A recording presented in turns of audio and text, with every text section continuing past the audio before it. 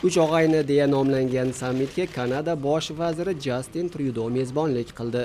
AQSh rahbari Barack Obama unda so'nggi bor qatnashyapti.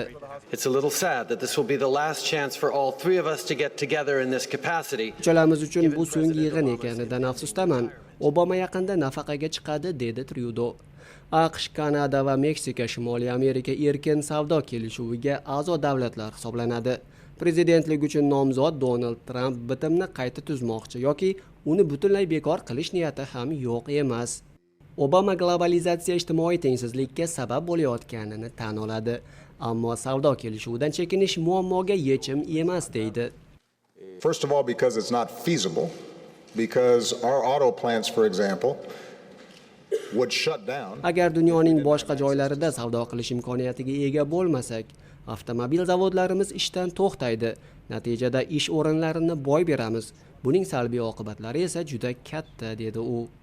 AQSh rahbariga ko'ra, Yevropa ittifoqini tark etish uchun ovoz bergan britaniyaliklar hanuz erkin savdodan foydalanishni xohlaydi. Faqat majburiyatlardan qochishmoqda, dedi Obama.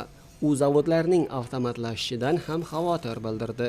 The steel industry AQShdagi po'lat sanoati har doimgidan ham ko'proq mahsulot ishlab chiqarmoqda, lekin ilgarigi ishchilarning faqat 10dan 1 ishlayapti, dedi u. 3 yetakchi Istanbulda yuz bergan xurujlarni qoraladi. Meksika prezidenti Pena Nieto'ning aytishicha, Meksika va AQSh bu kabi terror hujumlarining oldini olish uchun birgalikda harakat qiladi. Pasa y atraviesa por la cooperación que hay. Mamlakatlarimiz xavfsizligi hukumatlarimiz o'rtasidagi o'zaro ma'lumot almashish va kundalik hamkorlik orqali ta'minlanadi, dedi Nieto. Prezident Barack Obama Kanada parlamentiga murojaat qilib, AQSh-Kanada munosabatlari barqaror davom etishiga urg'u berdi. Yevropa ittifoqi zaiflashayotgan, Osiyoda esa Xitoy va qo'shnilari orasida aloqalar taranglashayotgan bir paytda bu muhim, dedi AQSh rahbari. Behzod Muhammadiy, Washington.